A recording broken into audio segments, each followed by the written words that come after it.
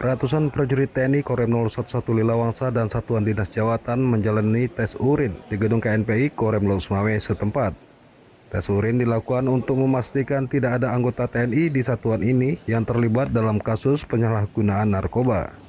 Sebagai bentuk perlawanan terhadap aksi penyalahgunaan narkoba, Komandan Korem dan Rem 011 Lilawangsa, Kolonel Infanteri Ali Imran secara mendadak memerintahkan terhadap seluruh prajuritnya untuk mengikuti pemeriksaan tes urin setelah pelaksanaan sosialisasi P4GN.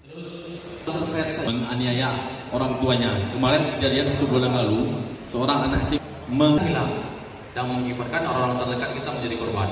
Ya.